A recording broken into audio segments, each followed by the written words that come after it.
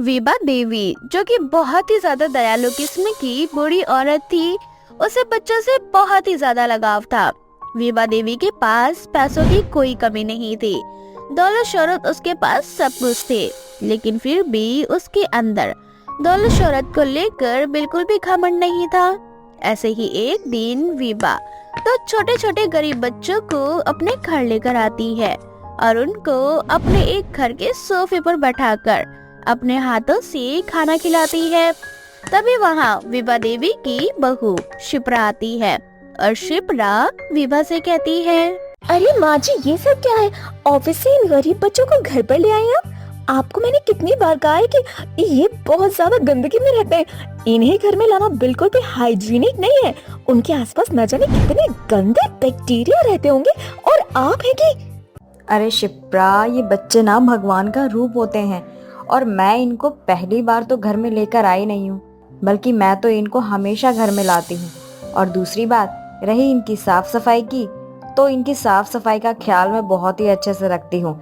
इनको घर में लाने से पहले ही इनके हाथ पैर धुलवा दिए थे और सैनिटाइज भी कर दिया था इनको अच्छे से। और ये ना बहुत ही ज्यादा भूखे हैं, इसीलिए मैं इनको ऐसे तो छोड़ नहीं सकती ना। माँ जी, मुझे ऐसा लगता है ना कि आपके लिए ना बस गरीब बच्चे ही प्यारे हैं। मैं और आपका बेटा आपके लिए कोई मतलब ही नहीं रखते। सारा पैसा तो आप इन गरीब बच्चों के ऊपर फेंक देती हैं। पता नहीं क्या मिलता है आपको इन सारी चीजों से। तू ना बिल्कुल भी नहीं समझेगी इन चीजों को। जब समय आएगा तब तू अपने आप ही समझ जाएगी कि आखिर मुझे क्या मिलता है इन चीजों से। माँ जी, मैंने आपको इन बच्चों से बात करने से या फिर इनके साथ टाइम स्पेंड करने से नहीं रोका है। मैं तो बस इतना कह रही हूँ कि घर पर मत लाया करो और फालतू का जो भी आप ये पैसा वेस्ट करती हो ना इन बच्चों के ऊपर, वो भी मत किया करो। जैसे तुम मेरे बच्चे हो, वैसे ही ये भी मेरे बच्चे हैं। अगर मैं तुम्हें अपनी प्रॉपर्टी और पैसों में से हिस्सा दे सकती हूँ, तो इन बच्चों को क्यों नहीं दे सकती। और बहू, तेरा काम है घर संभालना, काम करना, पति का ख्याल रखना।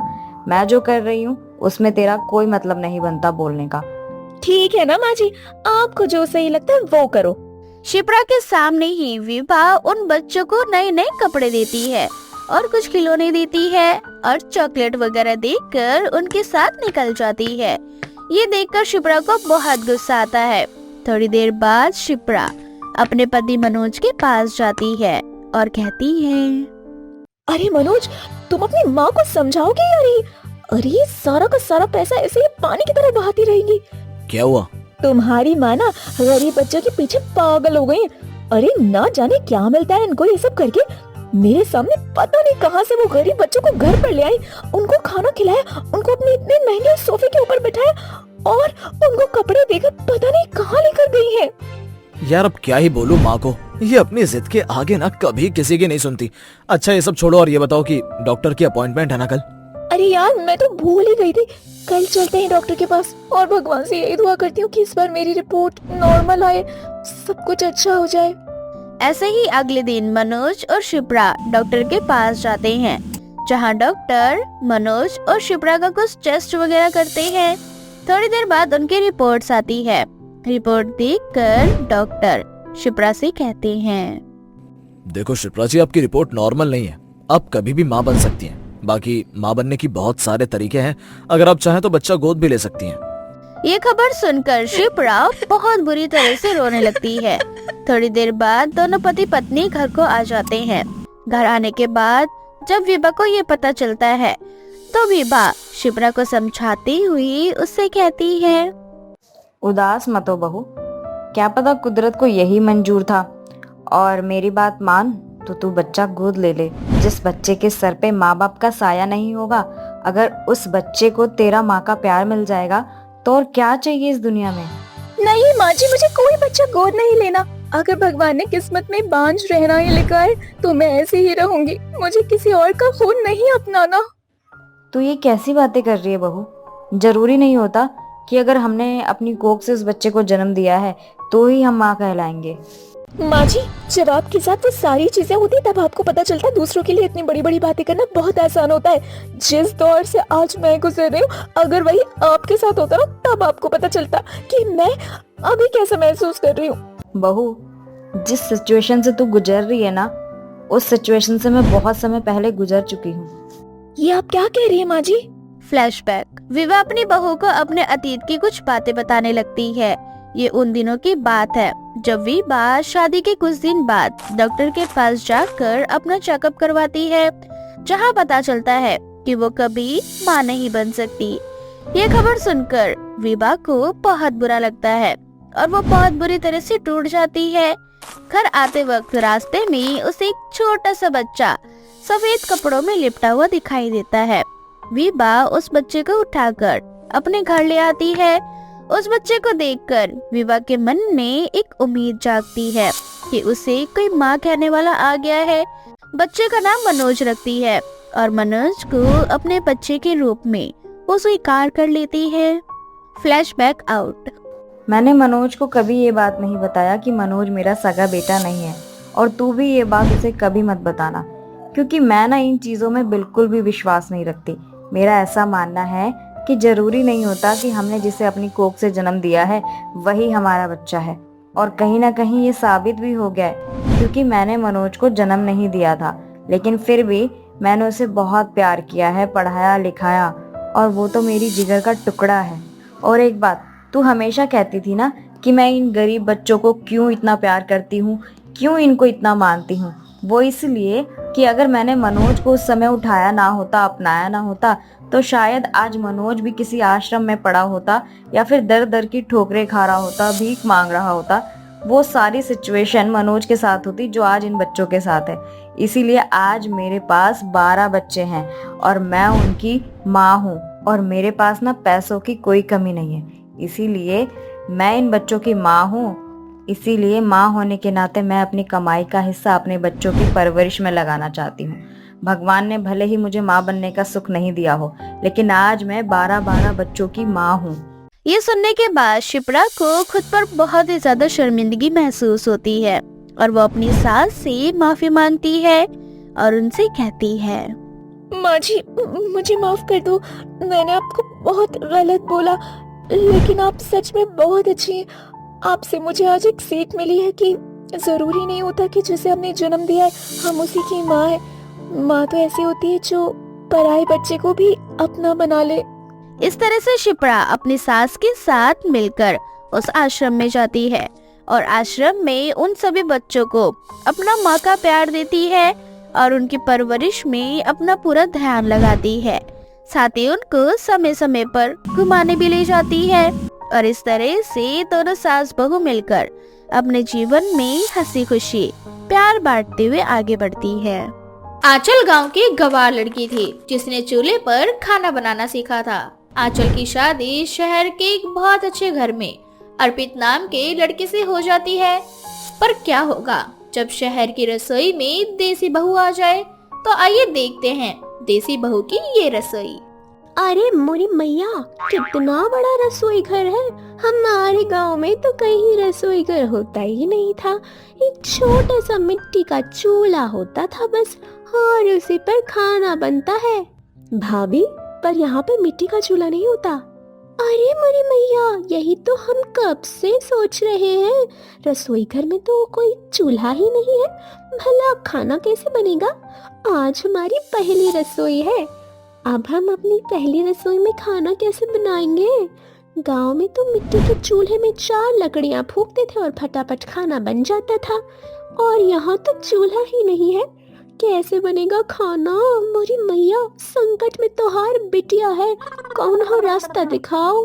आंचल की इन हरकतों से कोमल परेशान हो जाती है और बिना कुछ बताए रसोई में आंचल को अकेला छोड़कर बाहर आ जाती है।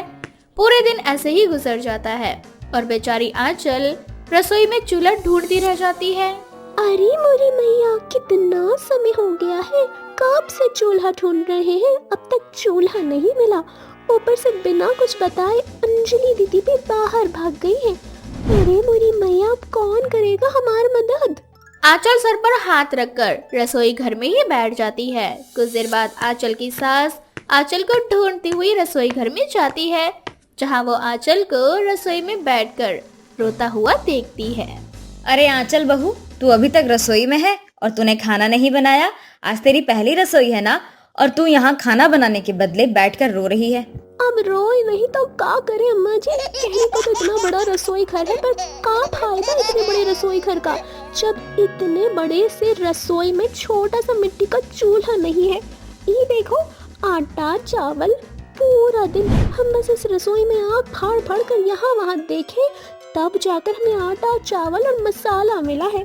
पर अब तक चूल्हा नहीं मिला जो हम खाना बना सके, और ना ही सिलबट्टा जिस पर मसाला पीस सके। अरे बहू, ये गांव नहीं शहर है, यहाँ मिट्टी का चूल्हा नहीं होता। और जो तुम देख रही हो ना, यही चूल्हा है। इसी पे खाना बनता है बिना लकड़ियों के। और ये मिक्सी है, इसमें सारे मसाले पीसे जाते हैं। जो भी मसाला पीसना हो इस मिक्सी के अंदर डाल देना। और वैसे भी इस घर में सिलबट्टा रखा हुआ है, लेकिन तू फिर भी इसी मिक्सी में काम करना। समझ आया ना तुझे? अरे मोरी मैया, बगल में छोरा शहर में ढिंढोरा, हमारी आंखों के सामने चूल्हा है और मिट्टी का चूल्हा खोज रहे हैं। हमने तो बस इस चूल्हे के बारे में सुना था, आज पहली बार देख भी लिया। माँ जी, अब आप जाइए, अब देखना कैसे हम 30 मिनट में 3 तरह के पकवान बना के लाते हैं। आंचल के कहने पर आंचल की सास वहां से चली जाती है। आधे घंटे बीत जाते हैं, पर अब तक आंचल खाना नहीं बना पाती, और इसलिए आंचल की सास आंचल को अपने कमरे में बुलाती है और उसे कहती है, बहू, तुम अभी नई हो इस घर में, इसीलिए यहाँ के तौर तरीके समझने में तुम्हें थोड़ा समय लगेगा। इसलिए मैंने सोचा है कि आज हम बाहर से ही खाना मंगवा लेते हैं। तुम कल से रसोई में खाना बनाना। अब वो रसोई घर ही तुम्हारी जिम्मेदारी है। तुम चाहो जैसे मर्जी वैसे उस घर में खाना बनाना। अरे मोरी मैया, बाहर से खाना? सासू माँ, हमें तो बाहर का खाना बहुत पसंद है। हम जिंदगी में पहली बार बाहर का खाएंगे। पर कोई बात नहीं, आज आप लोग हमें बाहर का खाना खिलाएं, कल से हम आप लोगों को जैसा खाना खिलाएंगे ना, फिर देखना आप अपनी बहू के हाथों का खाना। इस तरह से आंचल अपने ससुराल वालों के साथ बाहर खाना खाती है और अगली सुबह रसोई घर में खाना बनाने के लिए जाती है। लाख कोशिश करने के बाद भी आंचल चूल्हे पर खाना नहीं बना पाती, और इसलिए वो फैसला लेती है कि वो अपने मिट्टी के चूल्हे पर ही खाना बनाएगी। अब क्या था, गांव की देसी आंचल शहर के मॉडर्न किचन की देसी रसोई घर को बदल देती है। इस बात से अनजान सभी घर वाले उसके हाथों के बने खाने को मजे लेकर खाते हैं। अब ऐसे ही कुछ दिन बीत जाते हैं और एक दिन कोमल अंजलि की तारीफ करने के लिए रसोई घर में जाती है, जहां वो देखती है कि रसोई घर में एक जगह कुछ लकड़ियां रखी हैं, तो दूसरी ओर मिट्टी के चूल्हे, तो वहीं एक और मसाले और आटा चावल के डब्बे बाहर रखे हुए हैं। अपनी रसोई की ऐसी हालत देख कोमल को गुस्सा आ जाता है। भाभी, आप इतनी गंवार कैसे हो सकती है? ये क्या हाल कर दिया है आपने कुछ ही दिनों में रसोई का। अरे मोरी मैया, क्या करती है हम जो तुम इतना बड़ा भड़क रही हो हम पर? इतना बड़ा रसोई घर है, अगर इतने बड़े रसोई घर में हमने अपनी छोटी सी रसोई बना ली तो इसमें क्या बुराई है? हाँ, वो तो माँ आपको बताएंगी जब वो रसोई की ये हालत देखेंगे तब। अब कोमल अपनी माँ को बुलाती है और जब आंचल की सास रसोई की ऐसी हालत देखती है तो वो भी अपना सर पकड़कर बैठ जाती है और आंचल को भला बुरा सुनाने लगती है। पता नहीं क्या सोच के मैंने तुझ जैसी दिहातन को अपने घर की बहू बना लिया। अरे मोरी मैया, नहीं, हमसे ऐसी कौन सी गलती हो गई जो आप सब हम पर इतना भड़क रहे हैं? जब तक आप लोग इस रसोई घर में नहीं आए थे तब तक तो हमारे हाथों का खाना बड़े चटखारे मारकर खा रहे थे, और जब इस रसोई घर में आए तो हमें इस तरह की बातें सुना रहे हैं। हाँ, हम देसी हैं। अगर हम देसी हैं तो इसमें गलत क्या है माँ जी?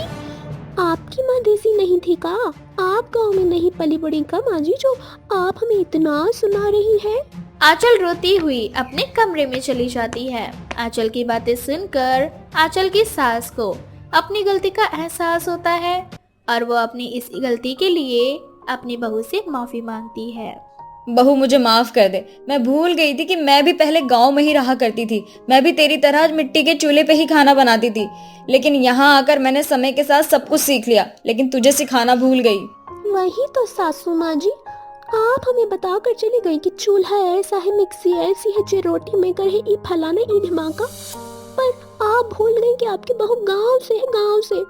हम आप लोगों को परेशान नहीं करना चाहते थे, इसलिए बिना कुछ बोले खुद आधी रात को चूल्हा बनाए और सुबह सबको खाना बना कर दिए, वो भी इतने प्यार से। आप सब मिलकर हमें गंवार बोल दिए। हाँ बहू, मुझे अपनी गलती का एहसास हो चुका है, इसलिए तो मैं यहाँ तुझसे माफी मांग रही हूँ। अब चल, अब माफ भी कर दे अपनी सास को। चल रसोई में, मैं तुझे सिखाती हूँ कि कैसे चूल्हे पे खाना बनाते हैं और कैसे मिक्सी चलाते हैं। अरे मोरी मैया, हम का कर दिए? आप हमारी सासू माँ हैं और हम आपसे ऐसे लड़ रहे हैं जैसे आप हमारी छोटी बहन फूलन है। अरे मोरी मैया, हमसे इतनी बड़ी गलती हो गई, सासू माँ हमें माफ करना। आपसे हम कभी ऐसा नहीं बोलेंगे। हे भगवान, अब हम अपनी सासू माँ को इतना सब कुछ बोल दी, आप हमारी जुबान काहे नहीं काटे? कोई बात नहीं भाभी, जो होना था हो गया। आप बस जल्दी से खाना बना दो, बहुत भूख लगी है। अरे मोरी मैया, अब तो हम भूल ही गए थे कि आप सब भूखे हैं। हम अभी जाकर खाना बनाए देते हैं। हाँ भाभी, पर आज से हम भी आपकी मदद करेंगे, है ना माँ? अब इस तरह से कोमल, आंचल और उसकी सास तीनों मिलकर खाना बनाते हैं और बहुत जल्द समय के साथ आंचल भी शहर की रसोई में काम करने के तौर तरीके सीख जाती है। निहारिका को पढ़ने का बहुत शौक था, पर अफसोस गरीबी के चलते उसकी माँ से ज्यादा पढ़ा लिखा नहीं पाती, जिस वजह से निहारिका सिर्फ 8वीं तक ही पढ़ पाती है। समय यूं ही बीतता जाता है और निहारिका की माँ उसके लिए रिश्ते देखने का सोचती है और इसलिए निहारिका के पास जाकर उसे समझाते हुए बड़े प्यार से उससे कहती है, निहारिका मेरी बच्ची, तू तो जानती है ना, तेरे पिताजी के जाने के बाद हमने कैसी गरीबी देखी है। हाँ माँ, पर आज तुम मुझसे ये सारी बातें क्यों कर रही हो? वो इसीलिए बेटा, क्योंकि मैंने सोच लिया है कि अब तेरी शादी करवा दूं ताकि मैं इस जिम्मेदारी से मुक्त हो सकूं। तुझे अपनी माँ पर भरोसा तो है ना मेरी बच्ची? हाँ माँ, मुझे आप पर पूरा भरोसा है, आप हमेशा मेरा भला ही चाहेंगी।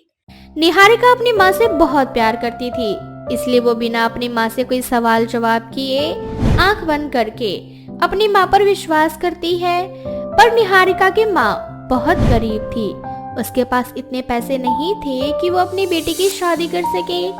इसलिए जब निहारिका की माँ के पास राहुल जैसे व्यास लड़के का रिश्ता आता है तो वो बेचारी इस रिश्ते के लिए हाँ कर देती है और निहारिका की होने वाली सास रूपा उससे मिलने के लिए उसके घर आती है। देखिए बहन जी, मेरी बेटी बहुत संस्कारी, मासूम और भोली है। आप पर विश्वास करके मैं अपनी बेटी की शादी आपके बेशर्म बेटे से करवा रही हूँ, पर इस बात का ध्यान रखना कि मेरी बेटी को कभी पता ना चल सके उसके बेशर्म पति के बारे में। अरे बहन, तुम ना बिल्कुल भी चिंता मत करो। मैं निहारिका को कभी एहसास नहीं होने दूंगी कि उसका पति किस किस्म का घटिया इंसान है, क्योंकि मैं अपनी बहू को बहुत प्यार दूंगी। आखिर वही तो मेरा वंश आगे बढ़ाएगी ना, और मेरे नालायक बेटे को सुधारेगी। एक तरह से निहारिका की माँ चाहते हुए भी उसका रिश्ता राहुल जैसे बेशर्म लड़के से करवा देती है और बहुत जल्द निहारिका की शादी राहुल से हो जाती है। शादी होने के बाद जब पहले ही दिन निहारिका अपने ससुराल में आती है तो वो अपने ससुराल में एक लड़की को देखती है जो कि राहुल की बाहों में होती है। राहुल जी, ये लड़की कौन है जो आपकी बाहों में है? कहीं ऐसा तो नहीं कि आपने मुझे से गरीब लड़की को धोखा दिया? अरे नहीं नहीं निहारिका, ऐसा कुछ नहीं है। ये तो मेरी दोस्त है, शादी में शामिल होने के लिए आई थी, पर अचानक से इसका पैर फिसल गया और मैंने इसे थाम लिया और वैसे ही तुम आ गई और ये सब देखकर तुम्हें गलतफहमी हो गई। अपने बेटे बहू की आवाज सुनकर रूपा घबरा जाती है और भागती हुई कमरे में आती है और अपने बेटे की गिरी हुई हरकतें देखकर उसे छुपाने की कोशिश करती है। अरे बहू, तू ना गलत समझ रही है, ये लड़की तो मेरे दूर की रिश्तेदार है। आजा अंजलि बेटा। आंटी जी, मैं अभी थोड़ी देर में आती हूँ, मेरा कुछ सामान है इस कमरे में, बस वो लेने आई थी और वो लेकर चली जाऊंगी। अरे तूने अपना सामान इस कमरे में क्यों रखा? मैंने तुझे बताया था ना कि ये कमरा राहुल और मेरी बहू का है। चल अब कोई बात नहीं, अपना सामान लेकर जल्दी से निकल जा। जब तक निहारिका बहू तू मेरे साथ चल, मुझे तुझे कुछ दिखाना है। अब रूपा किसी बहाने से निहारिका को कमरे से बाहर ले जाती है और अपनी बातों में फंसा लेती है।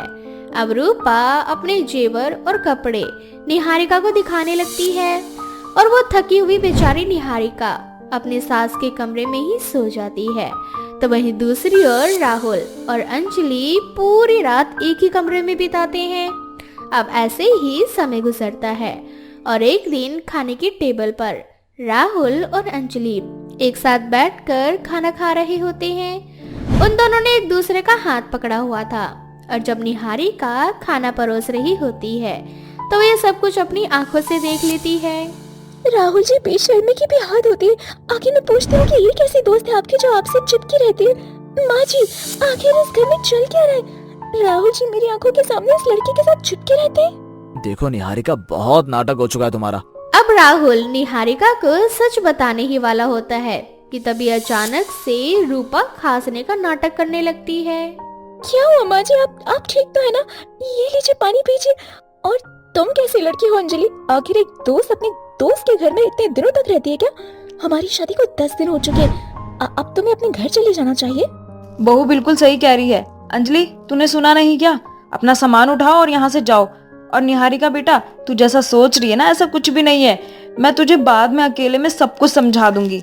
एक बार फिर रूपा सारी बात संभाल लेती है और अंजलि को घर से निकाल देती है। अंजलि के घर से निकल जाते ही राहुल घर में दूसरी लड़की को नौकरानी बनाकर ले आता है और ये सब देखकर रूपा राहुल से अकेले में बात करती है। राहुल बेटा, आखिर तू कब अपनी बेशर्मी छोड़ेगा? अब तू शादीशुदा है। माँ, मेरा एक लड़की से मन नहीं भरता, तुम तो जानती हो ना। और ये सब तुम्हारी गलती है जो तुम उस गरीब लड़की को घर में लेकर आई। रूपा के समझाने पर भी राहुल नहीं मानता और ना ही अपनी हरकतों से बाज आता है। अब राहुल जब भी खुद को अकेला देखता है तो वो उस लड़की के करीब जाता है। ऐसे ही एक दिन निहारिका सब्जी लेने बाहर गई होती है और इसी बीच राहुल उस लड़की को अपने कमरे में ले जाता है। वो दोनों हंस हंस के बातें कर रहे होते हैं कि तभी वहां अचानक से निहारिका आ जाती है और अपने पति को नौकरानी के साथ बिस्तर में देख उसके होश उड़ जाते हैं। इसका मतलब मेरा शक सही था। बेशर्मी की हद होती है राहुल जी। अब आपकी शादी हो गई, अब तो लड़कीबाजी छोड़ दीजिए। देखो निहारिका, मैं तुम्हें छोड़ सकता हूँ पर लड़कीबाजी नहीं, क्योंकि मैं एक लड़की के साथ अपनी जिंदगी नहीं बिता सकता। और वैसे भी ये सब तुम्हारी माँ जानती थी, फिर भी उन्होंने तुम्हारी शादी मुझसे करवाई थी, क्योंकि तुम जैसी गरीब घर की लड़कियों की माँ के पास इतने पैसे नहीं होते कि वो अपनी बेटी की शादी करवा सके। और मेरी माँ ने तुम्हारी माँ को पैसे दिए थे, समझी? इसलिए अपना मुंह बंद करो और अपने काम से काम रखो। अब निहारिका को सारी सच्चाई पता चल जाती है। बेचारी निहारिका रोती हुई अपना सामान पैक करने लगती है, लेकिन तभी वहाँ रूपा आती है जो अपनी बहू को रोकने की कोशिश करती है, पर निहारिका नहीं रुकती और जाती हुई रूपा से कहती है, माँ जी, मेरी माँ ने आप पर विश्वास किया था, आप अपने बेटे को सुधार लेंगे और आपने मुझ पर विश्वास रखा कि मैं राहुल जी को सुधार दूंगी।